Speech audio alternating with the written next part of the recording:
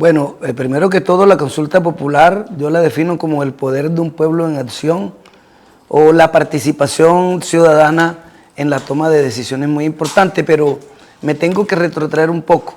Yo hago parte de la Comisión Séptima de la Cámara de Representantes, es donde se discuten los temas gruesos de lo que llamamos nosotros lo social, dentro de los temas del Estado. Entonces, yo tuve la dicha de ser ponente de la reforma pensional, de la reforma laboral y de la reforma a la salud.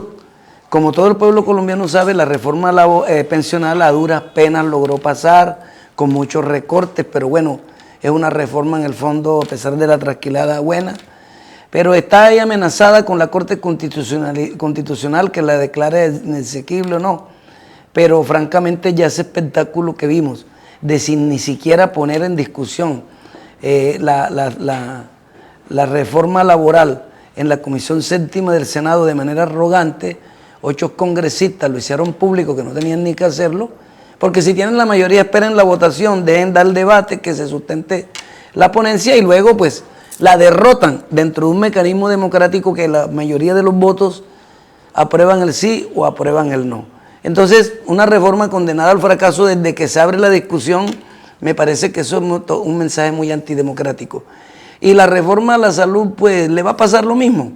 O sea, no tiene uno, digamos, ni la gente que va a beneficiar la reforma, ni nosotros los ponentes, como la más mínima esperanza de que podemos hacer un debate, sustentarla bien y pudiera pasar. Entonces, ante esa imposibilidad no nos íbamos a quedar de brazos cruzados y estamos convocando al pueblo para que a través de este mecanismo democrático consagrado en los artículos 103 y 104 de la Constitución Nacional, el pueblo decida de manera autónoma, libre, que las reformas que se necesitan van, es decir, obviando el proceso legislativo. Total, la consulta popular, digamos, lo que demostraría es la voluntad, el deseo de más de 13 millones de colombianos, que tiene que ser la cifra de votos necesaria para que sea vinculante, que sí queremos la reforma a la salud, que el Congreso de la República no puede negarle a los colombianos y colombianas el derecho a que este sistema, a que este modelo de salud sea cambiada por otro. Claro, conservando las cosas positivas, las cosas que no tienen discusión, que han funcionado, pero modificando las cosas que hasta ahora lo que han es producido una crisis de la salud que viene arrastrándose de hace años, desde gobiernos anteriores. Esto no es ni siquiera del gobierno anterior de Duque, mucho menos de este de Petro. Es un lastre que se viene arrastrando desde hace muchos años, pero que ahora en la actualidad, digamos, es que hace como más crisis y le toca a este gobierno intentar solucionar. Y dentro de ese mandato que le dieron los 11,5 millones de colombianos y colombianas que votaron por este presidente, que apoyaron ese, digamos, programa de gobierno que se convierte en un plan nacional de desarrollo, puedan cumplir esos sueños, este gobierno le pueda cumplir los sueños de que va a transformar ese sistema de salud y también todo el mundo laboral que existe hoy actualmente en Colombia. El poder de la consulta está en los territorios, en la ciudadanía, en las comunidades que habitan a los territorios, porque digamos que aquí la idea, ayer tuvimos en una sede de un sindicato aquí en Barranquilla, una reunión preparatoria de lo que sería en primer término la visita del presidente Gustavo Petro el día jueves 3 de abril al municipio de Soledad, donde prácticamente este evento significa el lanzamiento oficial de la campaña, primero a recoger las firmas para que sea válido hacer la solicitud al Senado de la República, que finalmente aprueba y comienza el proceso en la registraduría. Entonces, la idea es que esto sea un ejercicio de participación democrática, que sea la ciudadanía, la gente, las comunidades, los sectores sociales, mujeres, estudiantes, jóvenes, trabajadores, campesinos, cultores del arte, toda la población que se reúna en diversas actividades y formas organizativas, como por ejemplo una junta, por ejemplo, un comando, por ejemplo, un comité de la consulta popular de manera libre.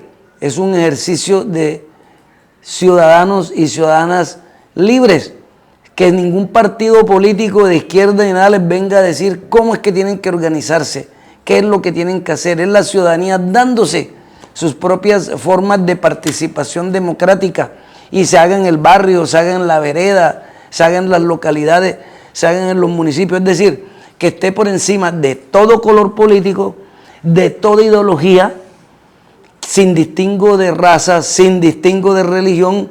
Es el pueblo dándose la posibilidad, por su ejercicio de constituyente primario, de que las reformas deban ser tramitadas en el Congreso sí o sí.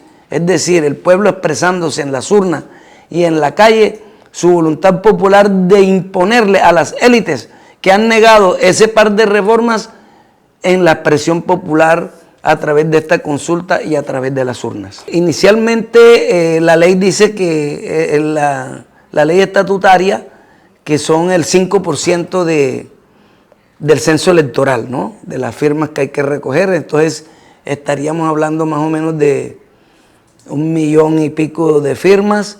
Eso entra a la registraduría. Ya saben que ellas se toman su tiempo para verificar la veracidad y hacer el conteo de estas firmas. Yo creo que eso ya podría hacer la registraduría, la validez, digamos, antes que acabe este año, y de ahí entonces se solicita ya con esa certificación la autorización al Senado de la República para que sea convocada la consulta popular. Mira, hay muchas razones de todas las dos reformas, a favor y en contra. Estos son dos proyectos de origen gubernamental que se designa un equipo de ponentes, incluso por técnica legislativa, la ley quinta. Hay que darle participación en el equipo de ponentes hasta a la oposición. Otra cosa es que ellos no hacen derecho de ese uso, porque precisamente como son opuestos políticamente al gobierno que presenta esta reforma, ellos no la van a apoyar. No la van a apoyar. Entonces hay muchos argumentos. Yo de la reforma laboral te doy dos bien importantes, que yo creo que son los fundamentales. No es como dicen la oposición y lo que se tergiversa en algunos medios, que la reforma laboral va a acabar con el empleo, que no va a generar ningún empleo, que lo que va a quebrar es sobre todo a las pymes y que va a traer, digamos, más informalidad. Pero yo, eso lo podemos debatir diciendo es que esta reforma no es una política pública de empleo. Esta reforma pretende recuperar derechos que los trabajadores no solo de Colombia, sino de todo el mundo, habían conquistado históricamente con luchas que significaron hasta pérdida de vidas, derramamiento de sangre, encarcelamientos, injusticia, despidos, pero que bueno, en la sociedad humana la experiencia ha sido esa, que las cosas no se consiguen fácil, no se consiguen regaladas, sino que hay que lucharla. Entonces, rescatar, recuperar, que los trabajadores recuperen, por ejemplo, las horas de trabajo nocturno. Es que yo creo que si tú le preguntas a la persona más desprevenida y más ignorante del mundo que a qué hora empiezan las horas nocturnas, te va a decir que a las 6 de la tarde. Sin embargo, la ley anterior, o la que está en vigencia, plantea de que de las 10 de la noche para adelante es que es la noche. Eso es un absurdo.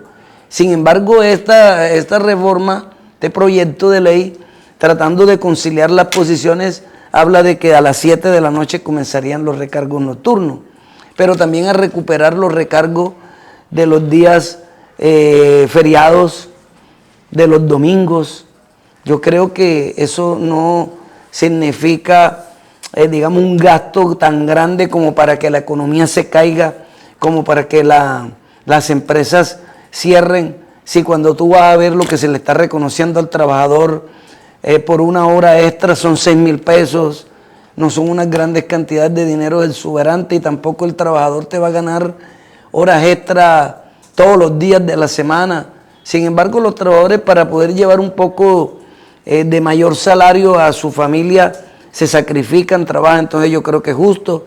Lo otro es que también trata de recuperar los derechos de afiliación sindical, de las convenciones colectivas, que se eliminen contratos como el contrato colectivo, que es muy lesivo para la gente, y que se trabaje con las convenciones colectivas de los trabajadores. Entonces, también es hacer una reforma a ese código colectivo del trabajo y ponernos a tono, ponernos a iguales con los países más desarrollados o en vías de desarrollo como la OCDE, donde estos derechos no son conocidos. La OIT le exige al gobierno colombiano que los cumpla, entonces somos parias en ese sentido Colombia, y queremos eso, ponernos a la misma altura de todo lo que tiene que ver con la legislación laboral y con el mundo del trabajo en los estándares que se están manejando a nivel mundial. En cuanto a la reforma de la salud, yo considero que no pretende cambiar lo bueno que hay. Yo creo que también, fíjate tú, la piedra angular de esa discusión ha sido las EPS. Y me parece que como se plantea, lo que se está retomando fue al espíritu original de la ley 100, que es que estas empresas, como lo dice, eran empresas promotoras de salud. Es decir, ellas se le daban una cantidad de colombianos afiliados y ellas gestionaban dónde van a atender a esos pacientes, dónde les iban a distribuir su medicina. Pero se convirtieron, conservaron la raíz EPS, pero pasaron de ser promotoras a prestadoras. Y entonces aquí es donde viene la cuestión maquiavélica, porque la plata que le gira el Estado a través del UPC, que ellos tenían que pagarle a la gente que prestara esos servicios por su gestión, pues pasaron ellas a cobrarlos, porque hubo la integración vertical, las EPS se convirtieron en prestadoras, crearon clínicas, crearon hospitales, crearon laboratorios, entonces el negocio redondo, recibían el dinero y se pagaban ellos mismos. Eso ha hecho que haya pues una falta de aseguramiento financiero en la salud, y hoy estamos viendo que hay desabastecimiento de medicamentos, es otra mafia que hay ahí, unos monopolios que hacen lo que les da la gana cuando quieren que desaparezcan los medicamentos, cuando quieren que aparezcan. Entonces, esa es una de las cuestiones fundamentales que hay en la reforma de la salud. Y lo otro es esta, que el ADRES, que es una institución del Estado, que es la que gira los recursos a la salud de las EPS, en estos momentos, como está el sistema, se convierte simplemente en simplemente un girador, pero la reforma habla de que se va a convertir en un pagador. Es decir, ¿por qué? ¿Qué explicación tiene? Eso es en Macondo que sucede, que el Estado le entregue la plata de la salud a un particular para que después ese particular le pague a las instituciones del Estado, a las S del Estado, a las IPS que son públicas. Esas es como las dos grandes, digamos, columnas, pilares de esta reforma que ha causado mayor controversia, porque algunas EPS de esas son de conglomerados económicos, van a perder el manejo de esa cantidad de recursos billonarios y simplemente van a volver a su tarea original de ser empresas promotoras de salud. Bueno, yo como ciudadano colombiano, como un actor político, como un dirigente político, yo exhorto a la comunidad para que de manera pacífica, de manera civilizada, de manera democrática, salga a apoyar esta consulta popular, salga a ejercer ese derecho consagrado en la Constitución que le permita al pueblo convocarse.